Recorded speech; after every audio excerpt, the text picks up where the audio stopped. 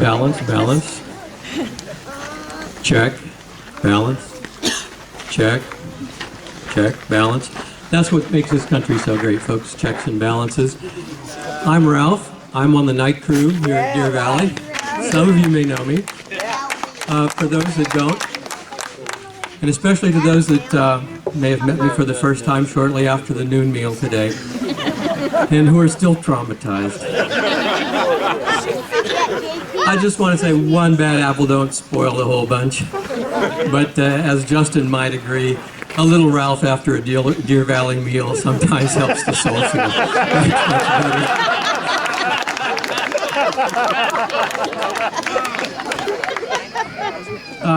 Yes, my name is Ralph. Please don't call me Ricky Lake, although my tresses are still a little damp from today's activities. I'll let you know a little secret. Technically, my official nickname on the staff is Le Petit Tsunami d'Amour. So, but that's neither here nor there. All right, it's getting late. Am I last? No. Okay, so I'll speed this up. Okay, here's the kids part. Kids, why can't you starve in the desert? Because of the sandwiches there. Okay. Well, now it's getting late. That took care of the humorous part, and humor is expensive, so instead we're substituting yet another exploration into the vasty depths of tastelessness, and that will simply have to do. Speaking of my lake swim, you know, I received a generous offer afterwards. There's a table here in the dining hall that I don't want to identify because I don't want to embarrass such generous people. There is a little bottle of Nutella on top of their napkin dispenser, but they offered to buy Deer Valley a roller rink on one condition, a whole roller rink. All I had to do was run from the snack bar off the end of the dock over there, but there was one condition about that, and well, this is a family camp, and I apologize, but there comes a time for plain speaking, don't you agree? I believe the phrase that was used was more bare than a funnel of monkeys. or maybe it was more mush than a bushel of fungi, something like that. Anyway, it turned out I didn't have to worry about it because we talked about it, and the roller rink turned out to be, no, it was actually going to be an Amish barn with a skee ball roller in it. And then that turned out to be, it was going to be a FEMA trailer for the young teens to meet and to discuss world affairs. And finally, what it came down to was, it was actually going to be a black hefty bag that was going to be called Sarah's Solar Sauna. And it would still cost you a minute to get in it and sit out in the sun. Sorry, it cost you $1 a minute to sit out in the sun. But I have my standards, and no, I decided not to do that. I do need to volunteer, and I think, where is the assistant horse barn director? Is he here tonight? Oh, yeah. All right, yes, I'd like that fine young gentleman to come up to the stand. Listen, if the show becomes too tasteless, you start to have palpitations, and for anyone that does have a pacemaker, I just want to reassure you that we have a master electrician in the crowd. Saddle's over there, lad. We have a master electrician in the crowd, and I'm pleased to announce that Jeroen Walstra actually has talents that none of us suspected before. Yes, he does have amazing electrical abilities. You may not all know this, but if you are in a cabin at Deer Valley and you're in the only cabin that has no power, and no one can figure out what to do about that, well, Jeroen may know something that nobody else does, and he may be able to help you.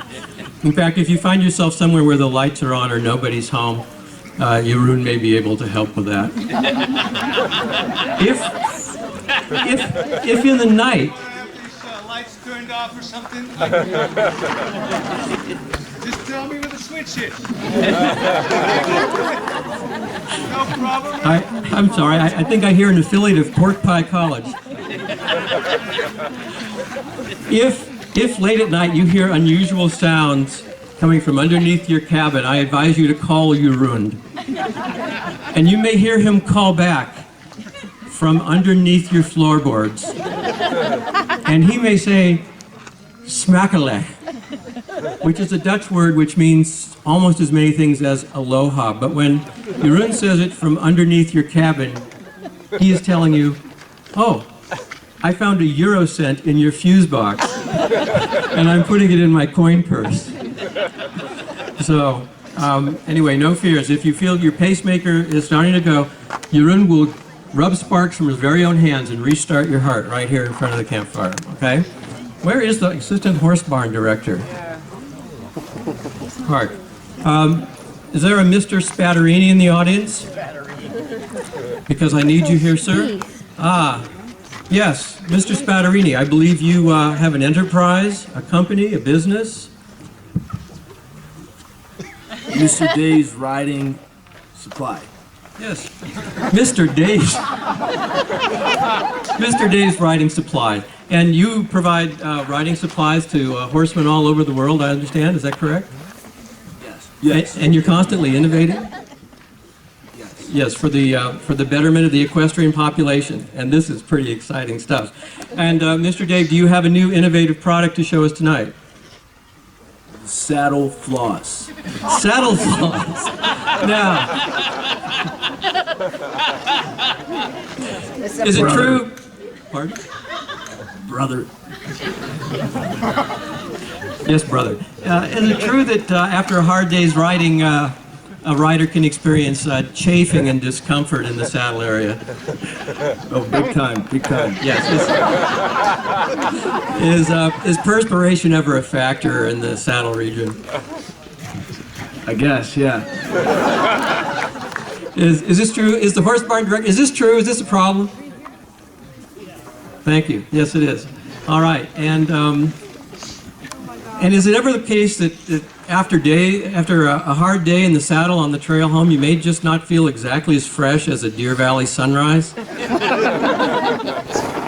Yes. Yes. So this amazing saddle floss, can you demonstrate it here with our volunteer?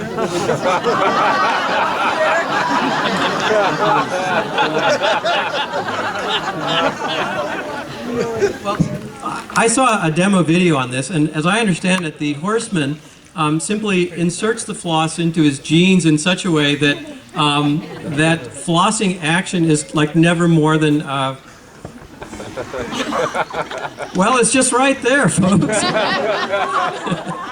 Would you like to demonstrate how the floss is applied and used? Yeah. Wow. Wow.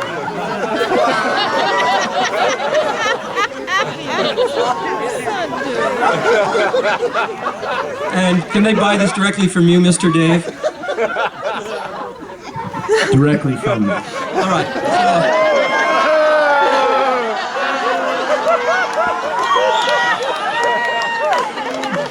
Now, do you feel fresher already? I feel marvelous.